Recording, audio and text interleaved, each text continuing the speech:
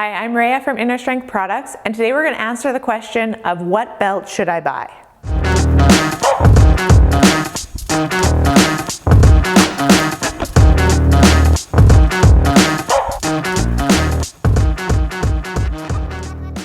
So today we're going to answer the question of what belt should I buy? We're going to look at 4 different brands of belts and compare them in terms of price point, adjustability, ease of use, how long it takes to break in, what your color choices are, what training you would use them for, and whether or not they're IPF approved. We're not going to take a lot of time in this video to detail each belt, but we have other videos that we'll link down below that you can check out if you want more details on any of the specific belts. So we're going to start with the lowest price point belt on our website, which is the Rhaea XRX lifting belt. So the Rhaea XRX lifting belt is the cheapest belt that we sell.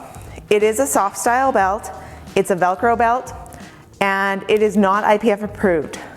The best use case for this belt would be if you're doing more dynamic movements such as CrossFit or Olympic weightlifting and want a belt that will give you a little bit of support through the lower back and core, but it's not going to necessarily limit any of your movements.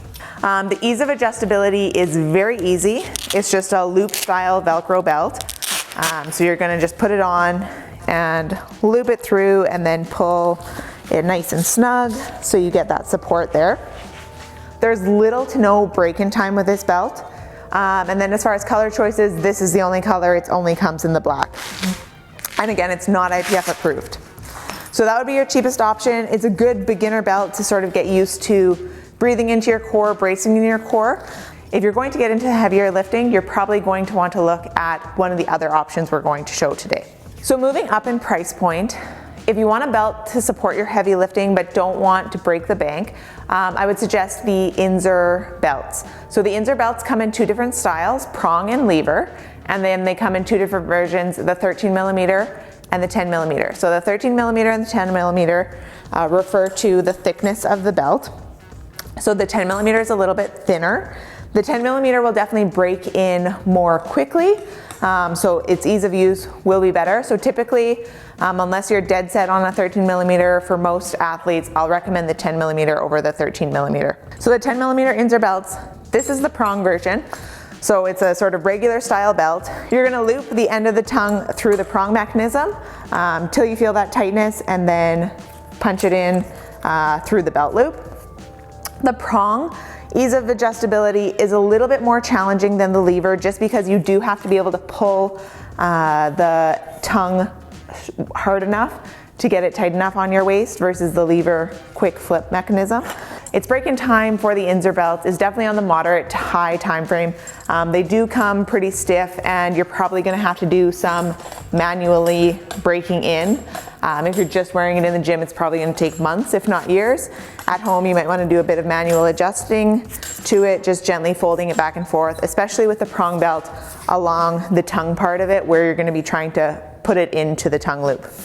There's a wide range of color choices in the Inzer belts, from just a standard black to this maroon, fuchsia, turquoise, basically any color that you want to match your sort of an ensemble.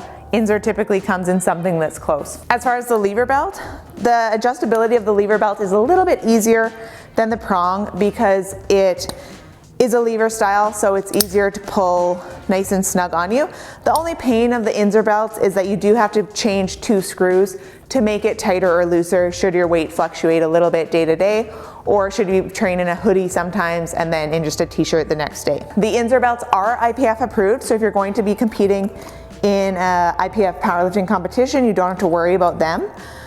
The one thing that I would recommend is this little sticker on the inside of your Inzer lever belt. Just leave it on. Don't ever peel it off because that's sort of one of the indications that it is an Inzer belt. The Inzer belts are designed for heavier lifting, so you do need that stiffness and support to support that lower back and abdomen. The price range is in the moderate range, just shy of $200, and you can get either the 10 or the 13 millimeter in either the prong or the lever. So moving up price point wise, next we're going to look at the Walllanders quick release powerlifting belt. So the Walllanders belt is typically between 10 and 13 millimeters thick. It just depends on manufacturing. There is no choice like there is on the Inzer lever belts. The unique thing about the Walllanders belt is that it's a quick release prong style. So the ease of adjustability is a bit on the moderate side because there is definitely a learning curve to putting on the Walllanders belt. It's a bit of a push towards each other from both ends, and then you're gonna flip the quick release prong in. So that push motion is a little bit unnatural to most people, but once you get some practice in with it, usually you find that it's okay.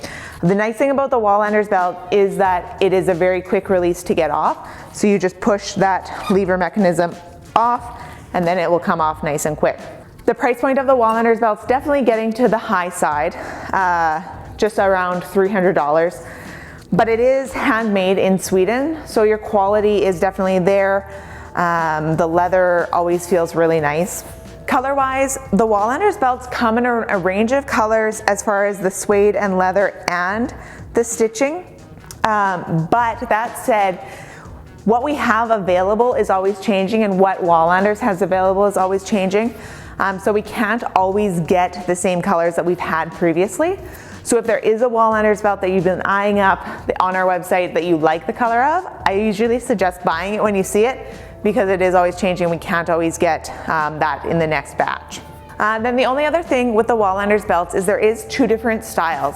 There's a Walllanders belt that is a stiff core, and that's just on our website as the Walllanders belt. And then there's a Walllanders belt soft core. And the soft core is denoted on our website. So the stiff core, or the standard Walllanders belt, is full leather, and you can see that it's not super easy to bend. Again, you might have to do a little bit of breaking in on this one, but it won't be too bad. This one will break in quicker than the Inzer belts will. So that's a standard Walllanders belt. It's a little bit more stiff and rigid. Then we have the soft core that's actually a foam insert on the middle, and it's just much more pliable.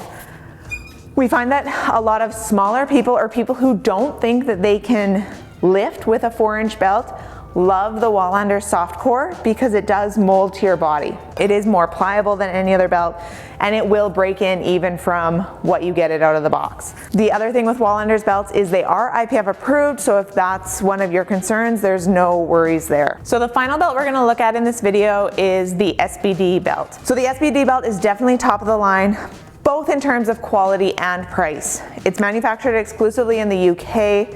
The process that they do to treat the leather before they make it is very thorough. They have some YouTube videos that we'll link below on the manufacturing of the belt that you can check out. So its price point is on the high side, but its ease of adjustability is the easiest one out of all the belts that we're looking at today. So it has a quick release lever mechanism.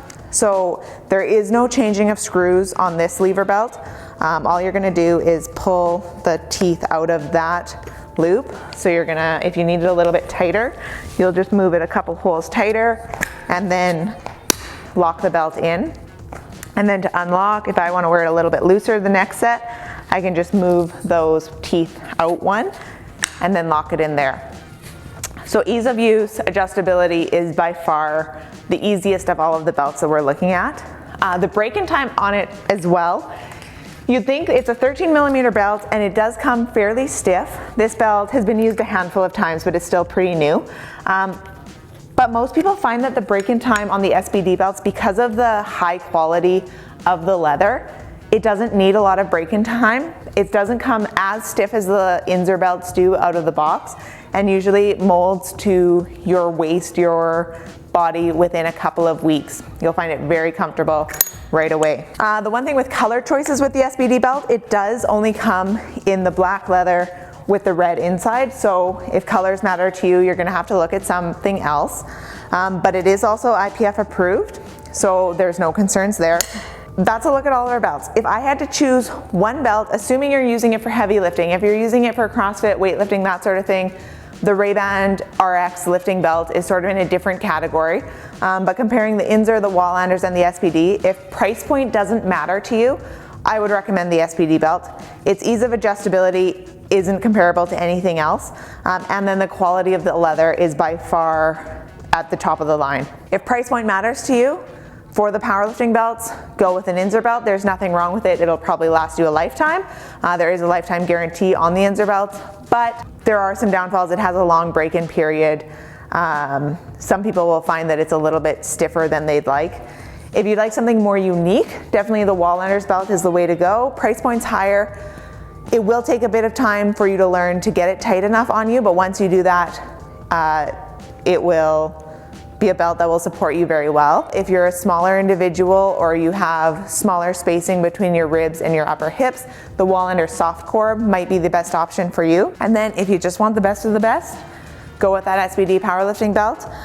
Quality, it's hard to compare anything else to it, and then ease of adjustability is there. So if you want to know more about any of the belts that we looked at today, we do have more thorough videos on each of the belts that we'll link in the description below, along with those other couple of videos that I did talk about today.